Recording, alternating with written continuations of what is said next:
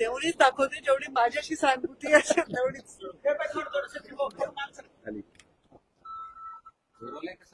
चला काही दौरा आज धाराशिव आणि लातूर होता आणि पहिली बातमी अशी आहे की सकाळी 3 लोक जाणार होते पण अगोदरच हेलिकॉप्टरमध्ये बिघाड झाल्याचं कळलं, लेट होते जातात काय नेमकं? खरं तर मला सकाळी 10:30 वाजता मी निघणार होते हेलिपॅडकडे, म्हणजे विमानतळावरूनच हेलिकॉप्टर टेक ऑफ होणार होतं.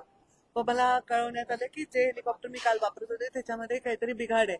म्हणजे कालही असं वाटलं थोडं जुनं हेलिकॉप्टर होतं ते आणि त्याच्यात काही बिघाड आहे. आता मी काय बिघाड आहे वगैरे टेक्निकल डिटेल्स मध्ये गेले नाही आणि मग त्यांनी मला सांगितलं की ते दुसरं हेलिकॉप्टर मला पाठवत आहेत.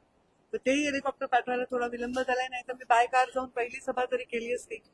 तिकडच्याही लोकांशी मी बोलले, सभा रद्द करणं शक्य नव्हतं, लोक वाट बघायला तयार आहेत आणि खरंच आहे की आता ही कार्यकर्त्यांची निवडणूक आहे आणि त्यांच्या पाठीशी आम्ही उभं राहायला पाहिजे, त्यांच्या सभा घेऊन त्यांना ऊर्जा दिली पाहिजे, त्यांना ताकद दिली पाहिजे.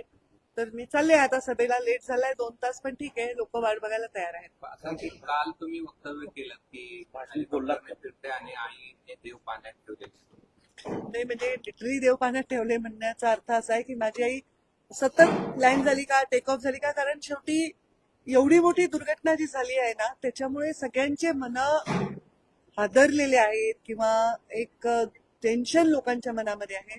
असंख्य कार्यकर्ते मेसेज करत होते, ताई विमान वापरू नका, ताई हेलिकॉप्टर वापरू नका. पण आता त्याला पर्याय नाहीये, शेवटी आम्हाला जास्तीत जास्त ठिकाणी पोहोचायचं आहे. तर कोणी काही काळजी करायचं कारण नाही. मी हेलिकॉप्टरमध्ये बसायच्या आधीच त्यांनी क्लिअर केलं होतं की हेलिकॉप्टरमध्ये काय प्रॉब्लेम आहे आणि बदलावं लागेल, तर त्यामुळे काही काळजी करण्याचं तरी कारण नाही आणि काम तर चालतच राहणार. चरेवेती आम्हाला काम करत राहावं लागेल. दौरा उशिरा का होईना सुरू झाला. हो, दौरा रद्द नाही होणार, काही झालं तरी दौरा पिका. कदाचित शेवटच्या 2 सभा रद्द होतील कारण अंतर खूप आहे, मी पोहोचू नाही शकणार बाय कार देखील. अशी एखादी मोठी घटना घडते त्यावेळेस हेलिकॉप्टर असेल किंवा विमान असेल, लँड करत असताना काळजी वाटते, भीती वाटते किंवा काही मनात काय असतं? आता काल मी त्यानंतर पहिल्यांदा आले.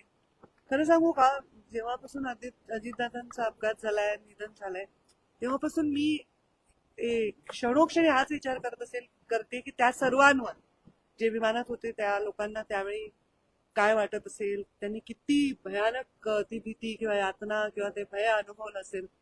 माझा स्वभाव आहे तो जास्त त्या खोलात जाऊन विचार करत होते. फार आमच्या घरात सर्वजण आम्ही खूप व्यथित आहोत, लहानापासून मोठ्यापर्यंत.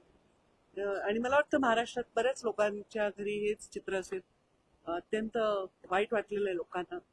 तर नवीन नवीन काही दिवस हे वाटणार आहे भय सगळ्यांना की अरे बापरे काय बिघड, कारण जे माहीतच नाही ते माहीत झालंय की असंही होऊ शकतं. तर वाटणं साहजिक आहे, पण आता त्याला पर्याय नाहीये. प्रत्येकाला आपलं काम आणि कर्तव्य करावं लागेल. लाडक्या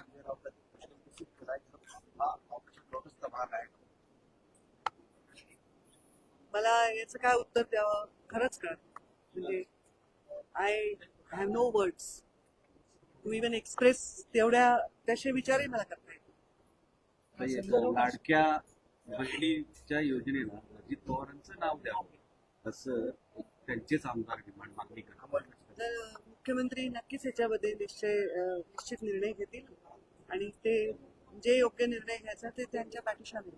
संजय राऊतांनी असं पण म्हटलं की अजितदादांचा मृत्यू हा रहस्यमय मृत्यू आहे आणि त्याची माहिती लोकांना मिळाली पाहिजे.